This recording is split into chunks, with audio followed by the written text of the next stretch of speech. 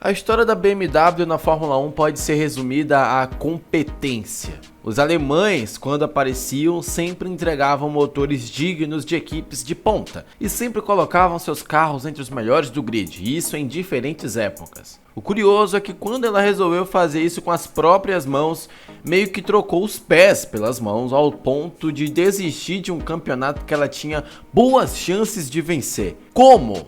Por quê? No vídeo de hoje eu vou te contar a vez em que a BMW voltou à Fórmula 1 e desistiu de brigar pelo título de 2008. No começo dos anos 2000, a BMW voltou à Fórmula 1, após um tempo fora, obviamente.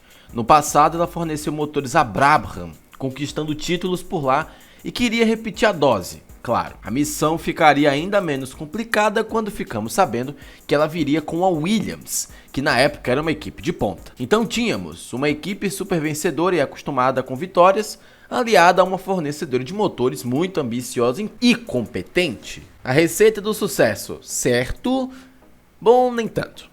O início não foi tão bacana assim, o processo era uma maratona e não uma corrida sprint, então levaria um certo tempo. Mas rapidinho a BMW foi se ajustando e passou a disputar pelas cabeças. Para muitos, o motor alemão era o mais poderoso do grid na época, o que mais empurrava os carros. A cavalaria alemã era forte, mas o que impediria a BMW de realizar suas vontades era justamente a outra parte do projeto, a Williams.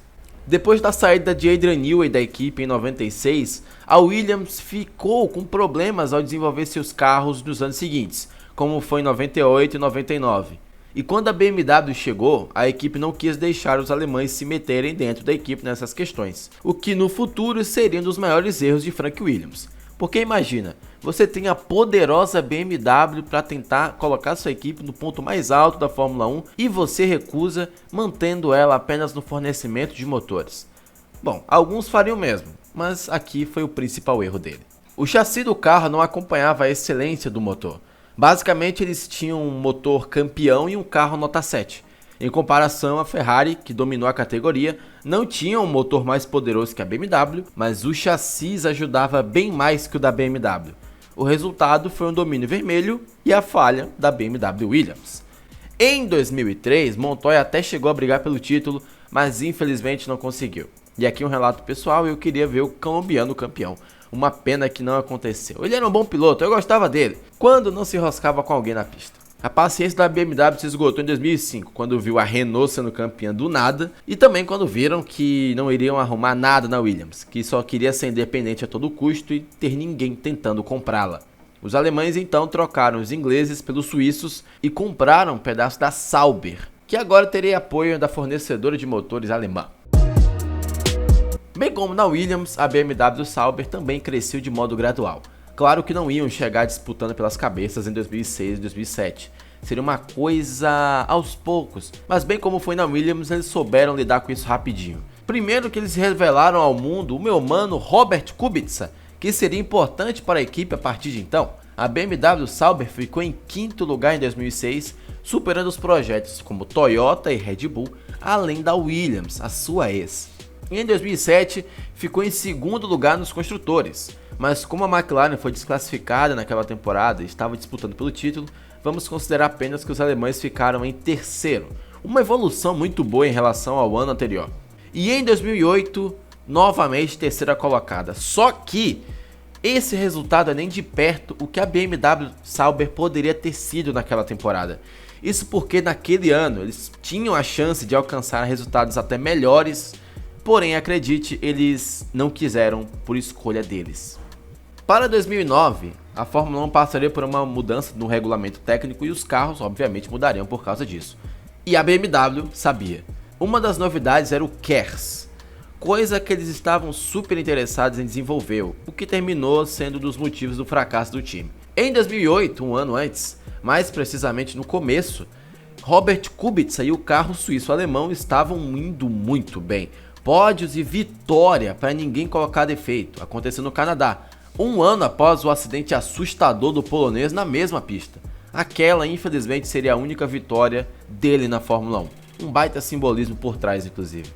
Naquele momento, do GP do Canadá, o piloto da BMW liderava o campeonato, enquanto a equipe estava bem colocada na disputa pelo título de construtores, o que te faz pensar que os alemães resolveram investir na briga. Mas adivinha, eles não fizeram isso. Eles só desistiram durante a temporada daquele campeonato e do regulamento que estava no final, e passaram a focar em 2009. E enquanto as outras equipes desenvolviam seus carros, por exemplo a Ferrari e a McLaren, a BMW estagnou, não atualizava o carro quando precisava e os resultados mudaram drasticamente. Kubica, que tinha boas chances de brigar pelo título, viu o trem passando e não pôde fazer nada. Ele até tentou avisar, mas os planos da equipe sobressaíram. E inclusive esse foi um dos maiores arrependimentos da vida do Kubica, como ele conta aqui nessa matéria do motorsport.com. Tenho exatamente a mesma visão que tinha naquela época, porque no final me envolvi e estava numa situação em que, infelizmente, estava sentindo que essa poderia ser nossa única chance de lutar pelo campeonato. Não tínhamos o carro mais rápido, isso é fato, mas você tem que usar suas oportunidades, porque você nunca sabe na vida quando terá uma segunda chance. Falei com alguns dos mecânicos depois de 10 anos que estavam lá comigo e eles tinham exatamente a mesma visão, que se arrependem no final porque não tivemos outra chance. O resultado disso foi a equipe figurando cada vez menos no pódio a partir da segunda metade do ano e saindo de vez da briga pelo título. Mas como focaram em 2009, certeza que brigaram pelo título lá também? Não, isso não aconteceu. O carro de 2009 foi um fiasco. A BMW terminou em sexto no campeonato de construtores e aí aproveitou e resolveu sair da Fórmula 1. A partir de 2010, após fracassar por mais ou menos 10 anos, a Sauber voltaria a ser Sauber e a BMW apenas sairia da categoria, terminando assim todo o plano dos alemães de dominar ou triunfar na Fórmula 1, esse que se reduziu a apenas algumas vitórias, pódios e tentativas frustradas. E é isso, amigos, esse foi o pequeno resumo de como foi a passagem da BMW na Fórmula 1, conquistou vitórias, conquistou pódios, tinha um motor mais potente, mas as equipes em que ela resolveu investir não foram tão interessantes quanto ela gostaria que fosse. E aí eu quero lançar o questionamento para você em casa, afinal a BMW fracassou ou não? Porque se a gente olhar pelo ponto de vista da chegada da BMW na Fórmula 1, ela chegou, venceu, levantou troféu, chegou ao pódio, disputou título, não venceu, e isso não é considerado um fracasso enorme. Fracasso foi o que aconteceu com Toyota e com a Honda na Fórmula 1 antes de virar Brown GP e por aí vai. Só que se a gente olhar pela ótica da própria BMW, cujo sonho era ser campeã e, sejamos honestos, dominar a Fórmula 1, foi sim um fracasso porque ela não alcançou aquele objetivo final. No entanto, se a gente olhar só a imagem grande, olhar só de modo geral, a passagem da BMW não foi tão ruim assim. Só terminou de maneira abrupta e burra, porque eles tinham a chance de disputar o título e não quiseram para focar em algo que eles nem tinham certeza que ia dar certo. E eu quero saber sua opinião. Qual que é a sua opinião sobre a passagem da BMW na Fórmula 1? É vitoriosa ou a gente pode considerar um fracasso?